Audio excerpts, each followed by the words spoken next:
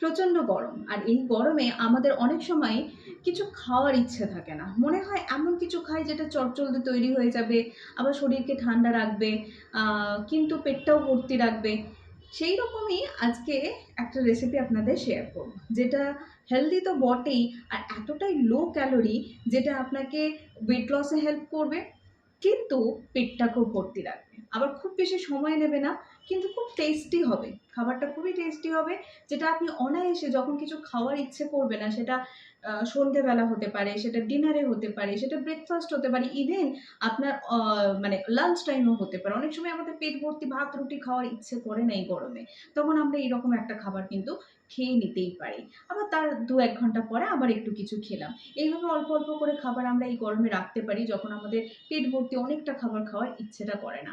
বেশি কথা না বাড়িয়ে আমি চটজলদি রেসিপিটা আপনাদের সাথে শেয়ার করি, কিন্তু একটাই দেবেন, কেমন লাগলো সেটা জানাতে হবে, আর পারলে প্লিজ শেয়ার করবেন। তো চটজলদি রেসিপির জন্য আপনারা দেখতেই পাচ্ছেন আমার সামনে একটা কালারফুল ইনগ্রেডিয়েন্টস সাজানো আছে, ভীষণ কালারফুল। কিন্তু এই রেসিপিটি চটজলদি হলো, এটা আপনাকে কার্বোহাইড্রেট দেবে, প্রোটিন দেবে, পেট ভর্তি রাখবে, কিন্তু লো ক্যালোরি। প্রথমে যেটা আমি নিয়েছি সেটা হচ্ছে তরমুজ, যেটা আমরা এই গরমে সবাই ভালোবাসি তরমুজ খেতে। এতে জলের কন্টেন্ট অনেক হাই থাকে এবং পেটটাকেও ভর্তি রাখে। আর ঠান্ডা ঠান্ডা দরকার হলে তরমুজটা কাটার পর ঢাকা দিয়ে একটু ফ্রিজে রেখে দিতে পারেন কয়েক মিনিটের জন্য, ওটা ঠান্ডা হয়ে যাবে। ঠান্ডা ঠান্ডা এই তরমুজ কিন্তু আপনাকে একটা গরমে রিলিফও দেবে। তরমুজের সঙ্গে আমি যেটা করব, এইভাবে চৌকো করে কাটা শসা অ্যাড করে দেব।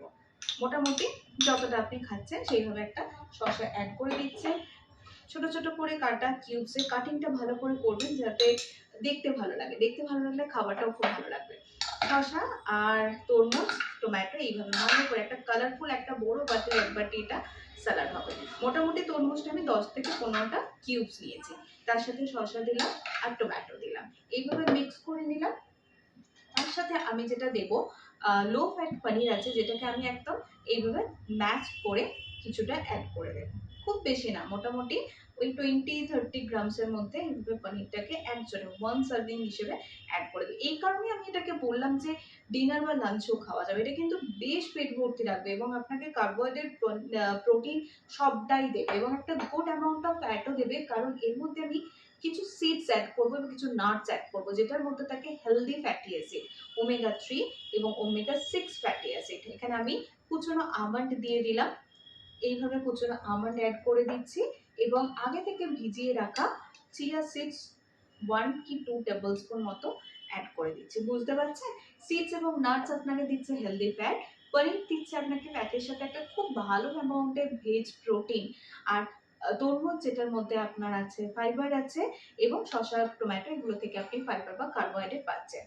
টেস্টের জন্য আমি কিন্তু যেটা দেবো সেটা হচ্ছে পুদিনা পাতা। এই গরমে আমার ফেভারিট পুদিনা পাতা, কিন্তু আলাদা করে কোনো রকম নুন, কোনো গোলমরিচ, কোনো সিজনিং, কোনো কিছু প্রয়োজন নেই। পুদিনা পাতাটাকে এইভাবে দিয়ে আমি পুরো স্যালাডটা খুব ভালোভাবে মিক্স করে নেব।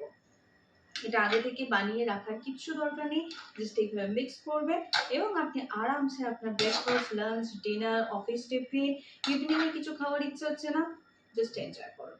কেমন লাগলো জানান খেয়ে, আর অবশ্যই শেয়ার করবেন। Thank you.